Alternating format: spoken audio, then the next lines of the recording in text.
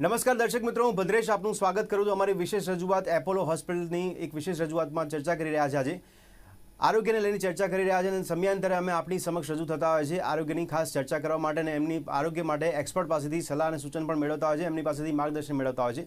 ત્યારે આજે ફરી એકવાર ચર્ચા કરી રહ્યા છે એપોલો હોસ્પિટલની ખાસ રજૂઆત પર, જેમાં MICSની આપણે ચર્ચા કરીશું. સાથે સાથે જે બાયપાસ સર્જરી કરવામાં આવે છે તેની લઈને પણ ચર્ચા કરીશું અને સંપૂર્ણ માહિતી મેળવીશું, વિસ્તૃતમાં માહિતી મેળવીશું અને સાથે સાથે કેવી પરિસ્થિતિમાં બાયપાસ કરવાની જરૂર પડતી હોય છે, એવી સ્થિતિ કેમ ઊભી થાય છે કે બાયપાસ કરવી પડે છે. આ પ્રકારની સ્થિતિના અનેક સવાલો જે થઈ રહ્યા છે તો તેને લઈને લોકોને માર્ગદર્શન મળી શકે તેવા પૂરતા પ્રયત્નો અમે આ કાર્યક્રમ થકી કરી રહ્યા છીએ. તો આ કાર્યક્રમમાં માર્ગદર્શન આપવા માટે અમારી સાથે જોડાયા છે ડૉક્ટર સુધીર અદાલથી, કે જેઓ સિનિयर कंसल्टेंट છે કાર્ડિયોથોરાસિક सर्जरी एपोलो हॉस्पिटल तरफ से जुड़ाया है. डॉक्टर सुधीर जी, आपका स्वागत है इस चर्चा में. बहुत बहुत आभार. अच्छा डॉक्टर सुधीर जी, सबसे पहला मेरा सवाल ये है आपको, जैसे कि लोग सुनते हैं कि बाईपास जो सर्जरी करवानी पड़ती है, पहला सवाल है कि बाईपास सर्जरी होती क्या है, उसके बारे में थोड़ा समझाइए.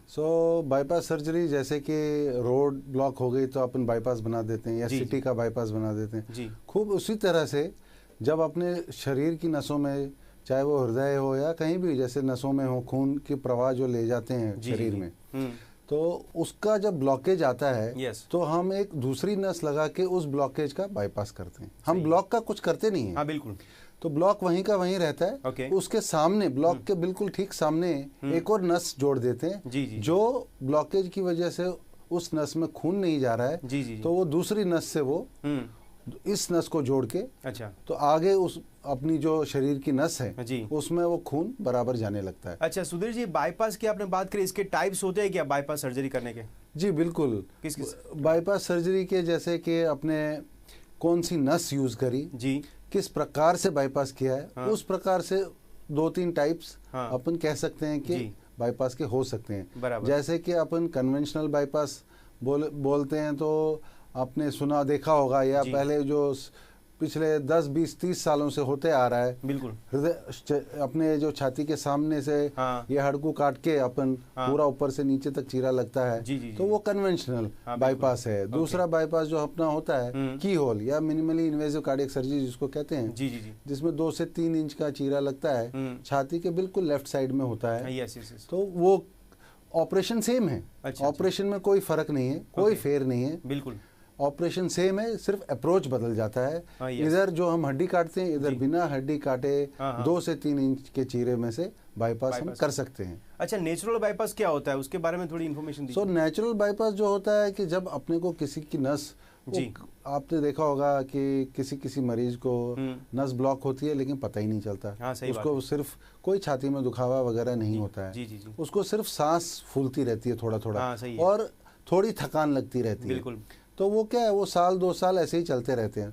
और जब हम कभी एंजियोग्राम करते हैं तो भगवान ने क्या छोटी छोटी नसें दे के रखी होती है, जो चल रही है, जिसमें कोई ब्लॉकेज नहीं है, वहां से वो खून ले जाके इस बंद हुई नस में वापस पहुंचाते हैं. यानी लोगों को समझ में भी नहीं आता, उनके शरीर में बाईपास अपने आप हो जाता है. बिल्कुल, भगवान खुद ब खुद वो बाईपास कर देते हैं. उसको नेचुरल बाईपास बोलते हैं. उसको नेचुरल बाईपास बोल सकते हैं. अच्छा सुधीर जी, ये बाईपास करने की बात हम करते हैं, लेकिन इसके जो पहले जो लक्षण देखने को मिलते हैं वो किस तरह के होते हैं, यानी इसके सिम्टम्स कैसे अपने को पता चलता है कि बाईपास की जरूरत पड़ने वाली है? जी बिल्कुल, ये बहुत ही ज़रूरी सवाल है एक्चुअली, जो हमारे दर्शकों को सबको पता होना चाहिए. एक्चुअली क्या है, मैंने देखा है मोस्ट कॉमनली, तो जैसे हम किताबों में पढ़ते हैं, जो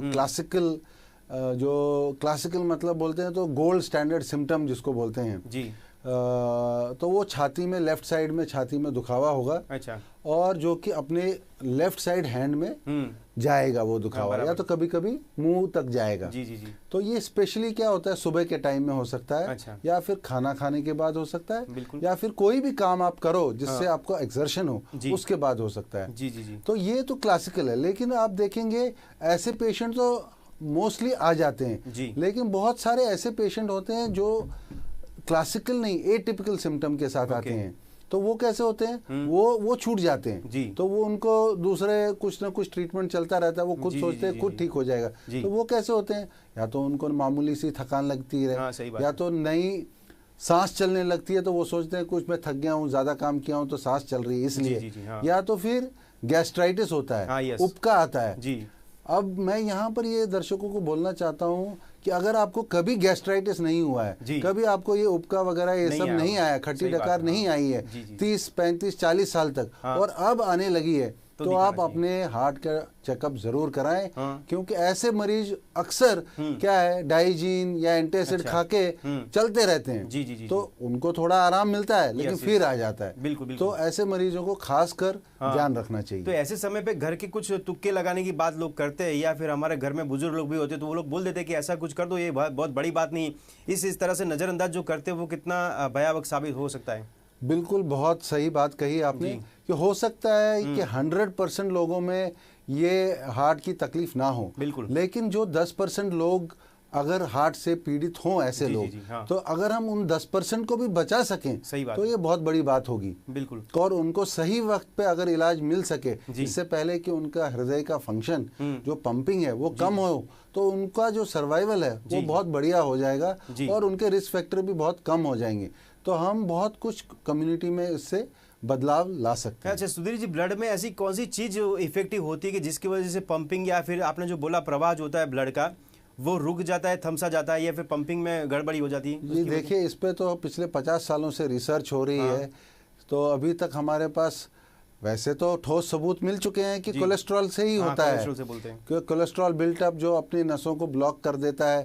लेकिन वो कोलेस्ट्रॉल कुछ में आता है और कुछ में नहीं आता है। ये बड़ी आपने देखे होंगे कि बहुत सारे मोटे लोग भी हैं, उनको हार्ट डिजीज नहीं होती है, और जो बहुत पतले हैं उनको हो गई। तो हम भी इस मामले में थोड़ा सा नहीं, कहीं पर ऐसी इन्फॉर्मेशन बहुत सारा, अभी तो मीडिया का युग है और टेक्नोलॉजी का युग है, तो कहाँ पे कहीं पे ऐसी इन्फॉर्मेशन लोग रख देते हैं एक्सपर्ट के तौर पे कि कोलेस्ट्रॉल से ये हार्ट की प्रॉब्लम नहीं होती है, ऐसा बताया जा रहा है। जी ऐसा नहीं है जी, मेनली कोलेस्ट्रॉल से ही होता है। अच्छा, जब आपका जो देखिए आपकी बॉडी जो है एक फैक्ट्री के जैसे है, आप जो खाते हैं और आपकी बॉडी उसको वो मेटाबोलाइज करती है। मेटाबोलाइज मतलब पीसती है, फिर एब्जॉर्ब करती है, फिर स्टोर करती है ताकि आप फ्यूचर में वो यूज कर सको, और बिल्ट अप करती है। तो वो किस प्रकार से होता है वो आपके जीन्स डिसाइड करते हैं। अच्छा। तो आप जो खाएंगे उसमें फैट कितना वो एब्जॉर्ब करेगा, और वो फैट आपके हृदय की नसों में जाएगा कि नहीं, ये सब आपके जीन्स, तभी आपने देखा होगा जेनेटिक स्टडी बहुत हो रही है इन सब चीज़ों पे। तो आप अगर स्मोक कर रहे हैं, बहुत सारे रिस्क फैक्टर हैं, जैसे आप स्मोक कर रहे हो, आपका ओबेसिटी है मतलब मोटापा है, आपकी फैमिली हिस्ट्री है, फैमिली में किसी को प्रॉब्लम है, हुआ है, पहले हार्ट अटैक हुआ है, या हृदय का नसों में ब्लॉकेज आया है, तो वो हायर रिस्क पे हैं। और अगर वो सेडेंट्री लाइफस्टाइल जीते हैं, सेडेंट्री लाइफस्टाइल मतलब कि आप बिल्कुल भी एक्सरसाइज वगैरह नहीं कर रहे हैं, तो ये सब जो है ये हायर रिस्क फैक्टर्स में आते हैं। नहीं सुधीर जी, आपने बहुत अच्छा शब्द यूज किया, कसरत करने की बात करें, लेकिन अभी जो नजदीकी वाकया बने जो पूरे देश के अंदर, यंगस्टर्स हार्ट अटैक से उनकी मौत हुई है, वे देखने को मिला है। जैसे कुछ कलाकार भी देखने को मिल रहे हैं, एक्सरसाइज करते करते उनको हार्ट अटैक आ गए, ऐसे भी किस्से देखने को मिल रहे हैं। बिल्कुल। तो उसके बारे में क्या करोगे? तो उसमें मैं सबसे पहले यही बोलना चाहता हूं अपने दर्शकों को कि स्ट्रेस आज का जो हमारा युग हो गया है, सबको भागदौड़ है जी, सबको जल्दी सब कुछ चाहिए, बिल्कुल चाहिए। तो उस चक्कर में क्या हो रहा है कि स्ट्रेस हमारा बहुत बिल्टअप हो रहा है। हम फास्ट फूड खाने लगे हैं, अपना नेचुरल फूड छोड़ दिया हमने, सबको फास्ट फूड खाना है, तो उस चक्कर में ना एक्सरसाइज करनी है, और उस चक्कर में स्मोकिंग भी बहुत बढ़ गई है। तो वो मेन रीजन लग रहा है मुझे उन सब चीजों का। तो प्रेशर से, यानी आपने जो बोला वो हाइपरटेंशन से भी कोलेस्ट्रॉल बढ़ सकता है? बिल्कुल बिल्कुल। अच्छा। Hypertension, diabetes, hypertension, diabetes, smoking, ये सब जो है रिस्क फैक्टर्स हैं। पर ऐसा बताया जाता है कि शरीर में नेचुरली ये कोलेस्ट्रॉल होता है, वो भी बनता है और वो जरूरी है शरीर के लिए, ऐसा भी बताया जाता है? नहीं, बिल्कुल। कोलेस्ट्रॉल देखिए, कोलेस्ट्रॉल तो बहुत जरूरी है अपने लिए। कोलेस्ट्रॉल नहीं रहेगा तो हमारे बॉडी का एक कंपोनेंट खत्म हो जाएगा, तो बॉडी बिल्ड कैसे होगी? तो कोलेस्ट्रॉल तो जरूरी है। जैसे आपने देखा है, excess of everything is bad. तो उसी हिसाब से कोलेस्ट्रॉल भी ज्यादा हो, और कोलेस्ट्रॉल के भी दो टाइप है, बैड और गुड कोलेस्ट्रॉल। तो बैड कोलेस्ट्रॉल अगर अपना बिल्टअप हो गया है तो वो खराब है अपने शरीर के लिए, और वो होता इसी वजह से है कि आप डायबिटीज है और डायबिटीज का कंट्रोल नहीं रख रहे हैं बराबर से। इसीलिए मैं अपने दर्शकों को ये बोलना चाहता हूँ, स्पेशली हमारे हिंदुस्तान में हम लोग क्या है, सब में डायबिटीज बहुत बढ़ गया है। तो अब इंडिया जो है diabetic capital of the world बन गई है। तो अपने को 40 साल की उम्र आ गई, तो साल में देखिए आप गाड़ी का चेकअप तो 6 महीने में एक बार कराते हैं, तो कम से कम अपने शरीर का चेकअप करा लीजिए। आजकल तो चेकअप, जो हेल्थ चेकअप है, कितने 1000-2000 रुपए में हो जाता है, जिसमें बॉडी के सारे टेस्ट हो जाते हैं। तो कम से कम अपना बॉडी का एक बार हेल्थ चेकअप करा लीजिए, साल में एक बार, और कुछ नहीं, साल में एक बार। अच्छा, तो उससे जो आपने जो कोलेस्ट्रॉल के बारे में बताया, उसमें बैड कोलेस्ट्रॉल भी होता है और गुड कोलेस्ट्रॉल भी होता है, तो गुड कोलेस्ट्रॉल बढ़ाने के लिए लोगों को क्या करना चाहिए? जी, सबसे इम्पोर्टेंट तो है कि स्मोकिंग छोड़ दीजिए और अपना रूटीन एक्सरसाइज कीजिए। कम से कम कुछ नहीं तो आधा घंटा ही आप तेज चलें जी, सिर्फ तेज चलो, आपको जो दिल की धड़कन है वो थोड़ी नॉर्मल से ज्यादा चलनी चाहिए, बराबर। तो वही आपके लिए बहुत जरूरी है। और फिर डाइटरी फैक्टर्स तो है ही हैं, जैसे नट्स हो गए और ग्रीन लीफी वेजिटेबल्स हो गए, ये सब बहुत अच्छे हैं, फ्रूट्स हैं, तो ये सब खाएं तो आपका जो गुड कोलेस्ट्रॉल है थोड़ा बिल्टअप। और जो नॉन वेजिटेरियन लोग हैं अगर, तो वो फिश खा सकते हैं, तो उनके लिए अच्छा रहेगा, बराबर। तो नॉनवेज में फिश अच्छी रहती है, आपने ये बता रहे हो। बिल्कुल बिल्कुल। अच्छा, दूसरी बात जो आपने बोला कि गुड कोलेस्ट्रॉल बढ़ाने के लिए, उसके लिए कोई एक्सरसाइज होती है क्या, कि उसके लिए भी कोई फूड स्टाइल बनानी पड़ेगी? नहीं नहीं, देखिए एक्सरसाइज जो है आपके फूड के साथ साथ में काम करती है, बराबर। तो अकेला फूड, अकेला एक्सरसाइज कुछ नहीं करेगा। तो आपको शरीर को एक तो स्ट्रेस फ्री रखना, कहना बहुत आसान है, लेकिन स्ट्रेस फ्री रहे तो बेहतर जी। और एक्सरसाइज अगर आधा घंटा करें आप दिन में जी, तो हर दिन नहीं करने की जरूरत है, हफ्ते में 5 दिन करिए, ठीक है, आधा घंटा एक्सरसाइज कीजिए। और फूड हैबिट्स थोड़ा क्लीन रखें, स्मोकिंग ना करें, डायबिटीज है तो डायबिटीज को कंट्रोल में रखें, बहुत इंपॉर्टेंट है ये सब चीजें। और अगर हेरिडिटरी है, फूड हैबिट्स में आप किस हैबिट को आप ज्यादा प्रीफर करोगे? क्योंकि अभी यूट्यूब या गूगल से इतनी कुछ इन्फॉर्मेशन ज्यादा बाहर आ रही कि लोग अब नए नए प्रकार भी ढूंढ रहे हैं उसमें, जैसे कि रॉ फूड की बात करते हैं कुछ लोग, तो कुछ लोग तो जो सेलिब्रिटीज करते हैं उस स्टाइल को अपनाने की बात करते हैं। ये सब करना चाहिए कि नहीं करना चाहिए? देखिए, ये इसके बारे में साइंटिफिक एविडेंस बहुत ज्यादा आया है जी, कभी प्रो आता है, कभी एंटी आता है, कभी नेचुरल। तो इसके बारे में मैं, क्योंकि डॉक्टर हूँ, हम लोग जो ट्रायल्स हुए हैं, जो साइंस है, उस बेस पे बात करेंगे। तो बेसिकली क्या है, आप कम मसाला, कम घी और अपने घर में जो बनता है खाना वही खाएं, और ग्रीन लीफी वेजिटेबल्स और फ्रूट्स का जो परसेंटेज है थोड़ा ज्यादा रखें, तो आपके शरीर के लिए फायदेमंद रहेगा। अच्छा, वो कोलेस्ट्रॉल की आपने जो बात करी सुधीर जी, एक सवाल उससे भी खड़ा होता है कि कोलेस्ट्रॉल का एक लेवल कहाँ तक का गंभीर हो सकता है? क्योंकि मेडिकल साइंस में ऐसा बताया जाता है कि ये जो उसके आंख होते हैं वो भी मेडिकल साइंस ने डिसाइड किए अपने फायदे के लिए, कि अगर 200 से 250 हुए तो डर जाते हैं। बिल्कुल बिल्कुल, आपकी बात बिल्कुल सही है। नॉर्मल पॉपुलेशन जो है, अगर हम देखें तो ट्राइग्लिसराइड लेवल जिसको कहते हैं, तो वो हर एक लैब का अपना अपना मार्कर रहता है। तो नॉर्मली हम देखते हैं तो कोई 150 के ऊपर ना जाए तो बेहतर है। और अगर किसी का हार्ट सर्जरी हो गया है या हार्ट ब्लॉकेज है, तो हम जनरली प्रेफर करते हैं कि 100 के नीचे रहें तो अच्छा है। और अगर मान लीजिए किसी को स्टेंट पड़ गए हैं या सर्जरी हो रखी है और फिर से ब्लॉकेज हो रहा है, तो उसमें तो हम और एग्रेसिव रहते हैं, 50 के नीचे ले आते हैं। ऐसा रिकमेंडेशन है जो अमेरिकन गाइडलाइंस कहती है जी। और एग्रेसिव हो गई। यस। अच्छा, आप खुद कंसल्टेंट और एक्सपर्ट भी हो, सर्जन भी हो, लेकिन आपका जो मुख्य मुद्दा है कि ये की होल और MICS क्या होता है, उसके बारे में डिफरेंस थोड़ा बताइए लोगों को। जी, सबसे पहले हम जब की होल और बाईपास पे पहुंचने से पहले मैं ये बताना चाहता हूँ कि बाईपास सर्जरी जो है होती है वो कब करनी चाहिए, ये इंपॉर्टेंट है। क्योंकि जब ब्लॉकेज होते हैं हृदय की नसों में, तो हमारे पास 3 प्रकार के ऑप्शंस हैं। एक तो मेडिसिन जी, दूसरा स्टेंट या स्प्रिंग जिसको कहते हैं, और तीसरा बाईपास। अब किस स्थिति में क्या करना चाहिए, इंपॉर्टेंट ये है जी। सबसे मैं ये लोगों को बोलना चाहता हूँ, अपने दर्शकों को, 70% से ज्यादा ब्लॉकेज है तो कुछ ना कुछ इंटरवेंशन करना चाहिए, या तो स्प्रिंग या बाईपास। 70% से कम ब्लॉकेज है तो मेडिसिन से चल सकता है, उसको हम मॉडरेट लीजन कहते हैं। 70% से ज्यादा लीजन है, ब्लॉकेज है, और उसको हम सीवियर ब्लॉकेज कहते हैं। तो अब बात आती है कि भाई अब स्प्रिंग बिठाएं। आपने देखा होगा हम सब बाईपास से डरते हैं। हम चाहते हैं कि भाई सर्जरी ना हो तो कुछ भी करके स्प्रिंग बिठा दो।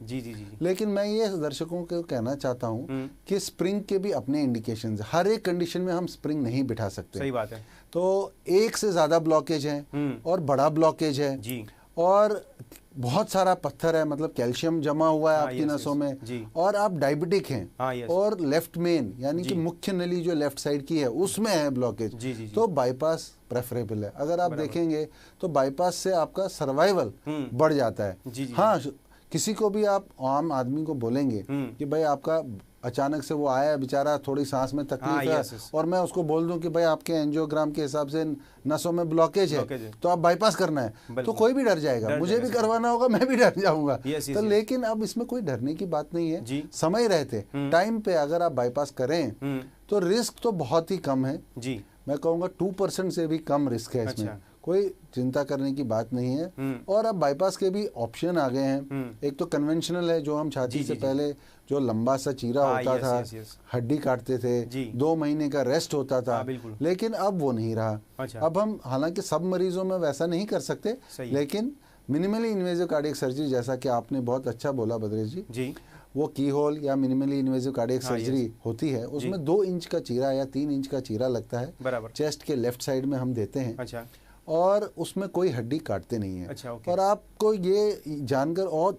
अत्यंत खुशी होगी कि 50 से 60% पेशेंट हम महीने में 10 से 15 पेशेंट करते हैं MICS से, बाकी सब ओपन ही करते हैं।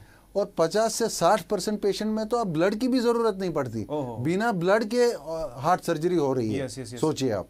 तो उसके साथ में इसमें सबसे बड़ा फायदा ये है कि डायबिटीज में जो कि इन्फेक्शन को ज्यादा प्रोन होता है उनमें, तो इन्फेक्शन होने के ज्यादा चांसेस हैं। तो इसमें क्योंकि हम हड्डी नहीं काटते तो चीरा बहुत छोटा होता है, तो इन्फेक्शन के चांसेस ऑलमोस्ट जीरो तो नहीं होते, लेकिन ऑलमोस्ट 0 हो जाते हैं। पेन, ब्लीडिंग और बाकी डिस्कम्फर्ट के इश्यूज, जैसे हड्डी काटते हैं तो नॉन यूनियन होता है, तो इस बार हड्डी काटते ही नहीं तो नॉन यूनियन। तो ये MICS की बात करते हो सुधीर जी, तो कौन से केस में आपको MICS का आप अप्रोच करना चाहोगे? तो MICS में ऐसा है कि नॉर्मली हार्ट फंक्शन जिसका भी 30 से 35%, नॉर्मल हार्ट फंक्शन होता है 70%, तो हम बोलते हैं 30% के ऊपर जिसका भी हार्ट पंपिंग कर रहा है, और 1 नस हो, 2 नस हो, 3 नस हो, 3 बाईपास भी हो सकते हैं, 4 बाईपास भी हो सकते हैं इधर से, और जो बहुत मोटे नहीं हैं तो उनका हम बाईपास बहुत आराम से MICS से कर सकते हैं। इसका फायदा मैंने आपको बता ही दिए। इसमें सबसे बड़ा फायदा ये है कि टाइम टू रिकवरी, 1 हफ्ते में जो मरीज मेरे पास वापस आते हैं वो नॉर्मल की तरह हो जाते हैं, उनको कोई रिकवरी की टाइमिंग जरूरत ही नहीं है, वो 2 महीने का जो टाइम रहता है। सर्जरी के बाद लोगों को एक डर सताता है कि भाई अगर ये सर्जरी हमने करवाई तो फिर हम नॉर्मल लाइफ कितने सालों तक जी सकते हैं, और यहाँ पे आपने MICS की बात करी तो उसके बाद भी क्या अप्रोच रख सकते हैं? ये बहुत ही बढ़िया सवाल है जी।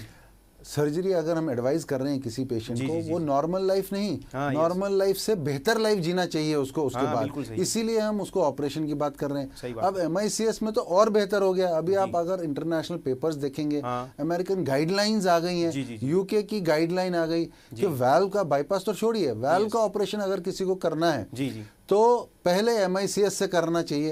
अगर MICS से नहीं कर सकते तब आप ओपन से जाइए। ये अब लेटेस्ट गाइडलाइंस आ गई हैं। तो ये अब बाहर वेस्ट में हो रहा है, अब हम हिंदुस्तान में भी अब प्रचलित हो रहा है, और हम यही अपने मरीजों को बोलते हैं। तो आप ये बोल रहे हो कि MICS जो है वो नई गाइडलाइन के मुताबिक काम कर रहा है, इसका मतलब? बिल्कुल, नई गाइडलाइन के मुताबिक अभी अगर आप MICS कर सकते हैं पेशेंट का, तो पहले वाल्व के लिए, स्पेशली वाल्व के लिए, वाल्व की बीमारी है पेशेंट को, तो वाल्व में पहला ऑप्शन MICS है, सेकंड ऑप्शन ओपन है। और अगर बाईपास है, bypass dependent on the type of legion, जैसा मैंने आपको बताया कि हर एक मरीज में नहीं कर सकते, dependent on the type of legion, लेकिन हम 3 से 4 बाईपास भी MICS से गाइडलाइन के बारे में थोड़ा बताइए सुधीर जी। 2-3 पॉइंट ऐसे बताइए जो गाइडलाइन, लेटेस्ट गाइडलाइन अपने को देखने को मिल रही है इसमें। जी, इसमें सबसे इम्पोर्टेंट जो है UK की गाइडलाइन अभी आई है, तो उन्होंने ये बताया है कि वाल्व की तकलीफ जिस भी मरीज को है, तो उनको पहला ऑप्शन किसी भी हॉस्पिटल में जाए तो पहला ऑप्शन, अगर वहां सर्जन है जो MICS या की होल ऑपरेशन करता हो, तो की होल से ही करना चाहिए। क्यों? क्योंकि इसमें उन्होंने देखा overall period of last 10 years, 10 सालों से पीछे जो ट्रायल्स हुए, जो स्टडीज हुई, जो ऑब्जर्वेशनल स्टडीज हुई, सब में मरीज को सबसे ज्यादा फायदा मिलता है और सबसे कम नुकसान। ऑपरेशन वही है, लेकिन जो मेजर ऑपरेशन जो अपन हड्डी काटते थे, वो सब में जो तकलीफें होती थी वो सब तकलीफें हट गई। तो अपने को ऑपरेशन का फायदा तो मिल रहा है, लेकिन जो ऑपरेशन से नुकसान हो रहा था मरीज का, वो कम हो गया। पूरी तरह से हट तो नहीं गया, लेकिन कम हो गया। जो विज्ञान है, साइंस है, यही कोशिश कर रहा है कि हम पेशेंट को कम से कम तकलीफ दे, सबसे ज्यादा बेनिफिट दे। ओके सुधीर जी, थोड़ा अपोलो के बारे में बताइए कि वहाँ पे ये सुविधा उपलब्ध है इसलिए लोग वहाँ पे अपोलो में जाए, एक सवाल। दूसरा, आपके बारे में बताइए कि आपका कितना अनुभव रहा है और कैसे कैसे केस आपने सॉल्व किए। अगर आप देखें अपोलो में, मैं अपोलो अहमदाबाद में पिछले 2 साल से हूँ। अच्छा। तो जब हमने शुरू किया था तो हम महीने में 2 या 3 केस कर रहे थे। अब आज की डेट में हम 10 से 15 केस कर रहे हैं महीने में, और हर एक पेशेंट खुशी है। अच्छा। हर एक पेशेंट यही बोलता है, ऑलमोस्ट 70% पेशेंट मेरे को ये बोलते हैं, सर ये हमको क्यों नहीं पता है किसी डॉक्टर ने पहले, हमको आप ही से पता चला। बिल्कुल। तो क्योंकि शायद उतना प्रचलित नहीं है, उतना लोगों को पता नहीं है, उतना डॉक्टर्स को पता नहीं है इसके बारे में। और क्योंकि ये नई थेरेपी आई है, शायद मैं कहूंगा कि शायद लोगों को शक बैठ रहा है कि यार यहाँ से इलाज हो सकता है कि नहीं। बिल्कुल, बिल्कुल। तो लेकिन मैं आप सबको ये आश्वासन देना चाहता हूँ कि इसमें अगर हम आपका इलाज यहाँ से नहीं कर सकते तो हम आपको सामने से बताएंगे। ऐसे भी पेशेंट हमारे पास हैं जिनको हम मना करते हैं कि हम नहीं कर सकते, क्योंकि दोनों ऑप्शन आपके पास हैं। जो बेटर रहेगा वो आप चुनिए। क्योंकि आपका पेशेंट है, आपका बॉडी है, और आपको 100% हक बनता है अपना इलाज चुनने का। नहीं, लेकिन लोग अपोलो को क्यों पसंद करें, उसकी भी कोई अपोलो में स्पेशली देखिए, हम अपोलो जो है ये नई पद्धति लेके आया है अहमदाबाद में। तो अपोलो में स्पेशली इसलिए पसंद करना चाहिए मेरे ख्याल से, क्योंकि वो एक बड़ा ब्रांड है। उसके जो स्टैंडर्ड ऑफ केयर है वो ऑलरेडी एस्टैब्लिश्ड है। सही है। और क्योंकि वो पहली बार इधर अहमदाबाद में पिछले 2 साल से ये पद्धति लाया है, और सक्सेसफुली हमारी जो नंबर ऑफ केसेस है बढ़ रहे हैं, और हमारा एक्सपीरियंस बड़ा हो गया। अब मेरे को देखिए, अब मैं पिछले 8 सालों से अभी MICS कर रहा हूँ। बराबर। मैं बाहर भी ट्रेन हुआ हूँ, ऑस्ट्रेलिया, न्यूजीलैंड में, और बहुत सारे वेस्ट के, मतलब US के, यूरोपियन सर्जन्स को भी देखा है।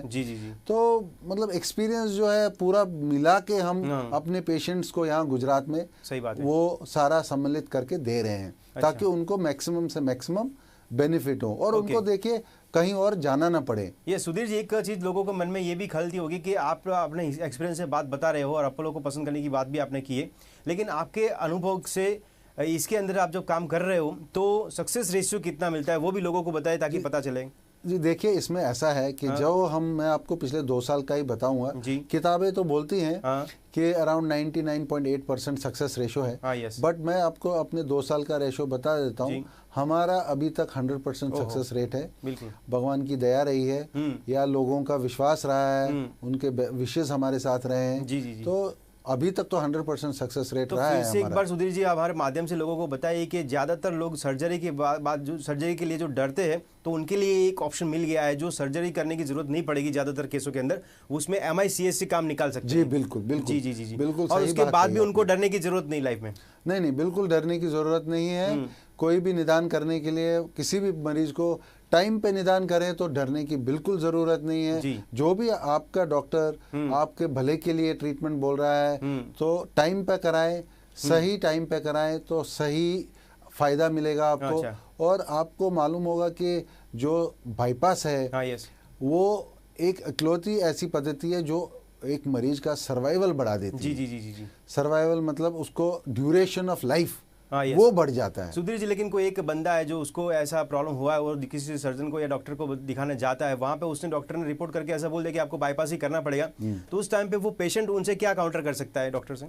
नहीं, वो हर एक सवाल पूछ सकता है। देखिए, मरीज को पूरा हक है सवाल पूछने का, सारी इंफॉर्मेशन गेन करने का। वो बिल्कुल पूछ सकता है कि क्यों बाईपास करना है, क्यों स्प्रिंग नहीं डाल सकता मैं, सही बात है, क्यों सिर्फ दवाई नहीं खा सकता मैं। MICS के बारे में बोल सकता है ना? बिल्कुल पूछ सकता है कि भाई MICS अगर करना है तो मैं MICS करवाना चाहूंगा, अगर नहीं करना है क्यों नहीं करना है। मतलब मरीज को पूरा हक है हर एक सवाल पूछने का। सुधीर जी, समय थोड़ा कम पड़ रहा है, लेकिन आखिर में जाते जाते आपसे मैं लोगों से कहना चाहूंगा कि लोगों का आप ये खान पान के बारे में, अपनी लाइफस्टाइल के बारे में क्या सलाह देना चाहोगे? मैं सिर्फ एक ही सलाह देना चाहूंगा कि आप घी तेल थोड़ा कम खाएं, मसाला कम खाएं, नेचुरल फ्रूट और ग्रीन लीफी वेजिटेबल्स ज्यादा खाएं, और अगर नॉनवेज भी खाना है तो फिश या चिकन ज्यादा खाएं, रेड मीट ज्यादा ना खाएं। बिल्कुल। और कम से कम कुछ नहीं तो आधा घंटा दिन में अपनी कुछ ऐसी एक्सरसाइज करें, ब्रिस्क वॉक करें कम से कम, कुछ नहीं तो जिम में जाने की भी जरूरत नहीं है, ब्रिस्क वॉक करें।